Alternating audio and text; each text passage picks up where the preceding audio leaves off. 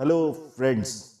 My name is Siddiq, and welcome to my YouTube channel knowledge की बातें। आज मैं आपको एक ऐसे अजीम और बहादुर बादशाह के बारे में बताऊंगा जिसे शेर मैसूर के नाम से भी जाना जाता है। अब तो आप लोग समझ ही गए होंगे कि मैं टीपू सुल्तान की बात कर रहा हूं। तो चलिए शुरू करते हैं।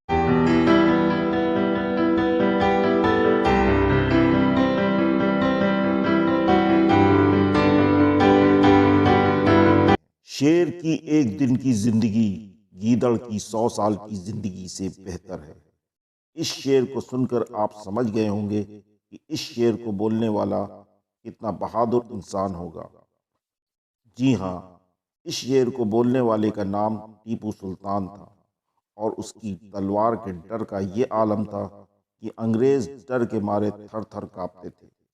20 नवंबर 1750 में कर्नाटक के देवनाहल्ली में जन्मे टीपू का पूरा नाम सुल्तान फतेह अली खान शहाब था।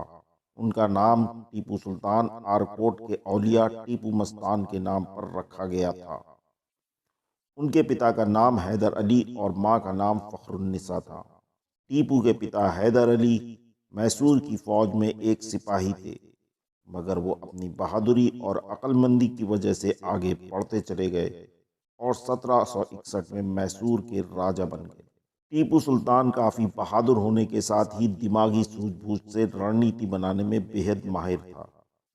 अपने शासनकाल में भारत में पड़ते ईस्ट इंडिया कंपनी के दबाव के सामने वह कभी नहीं झुका और उसने अंग्रेज़ों से जमकर लोहा लिया।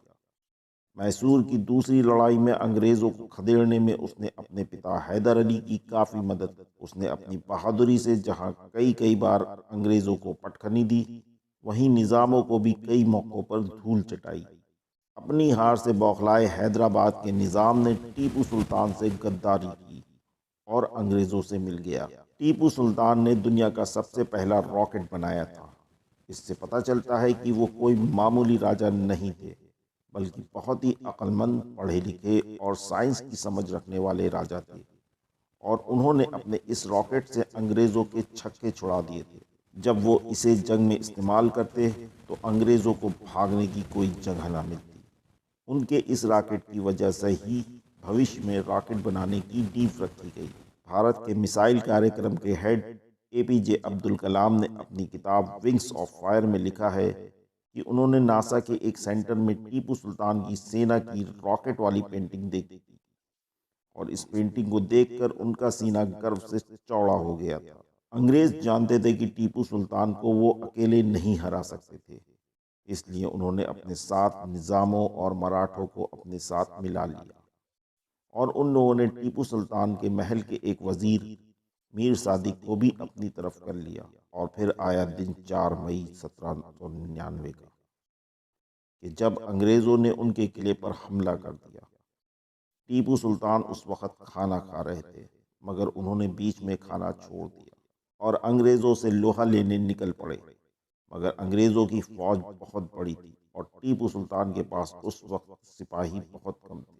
इसलिए उनके कुछ वफादार साथियों ने उनको सलाह दी कि वो किले के खुफिया रास्ते से बाहर निकल जाए, मगर उन्होंने इनकार कर दिया। और फिर उन्होंने वही अजीम शेर फिर से दोहराया कि शेर की एक दिन की जिंदगी गीदड़ की 100 साल की जिंदगी से बेहतर है। और ये कहकर वो लड़ाई में कूद पड़े और अपनी तलवार से दुश्मनों के सर काटने लगे। अंग्रेज जानते थे कि उनको तलवार से हराना नामुमकिन है, इसलिए उन्होंने दूर से उन्हें गोली मार दी और इस तरह एक बहादुर बादशाह और अजीम जंगजू ने आखिरी सांस ली। मगर अंग्रेज उनसे इतना डरते थे कि उनके मरने के बाद भी उनकी लाश के करीब कोई नहीं आ रहा था।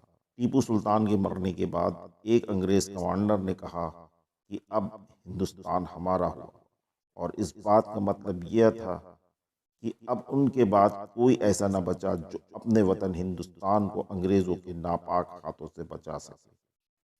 और उनके मरने के 3 साल बाद ही अंग्रेज़ों ने पूरी तरह से इंडिया पर कब्जा कर लिया।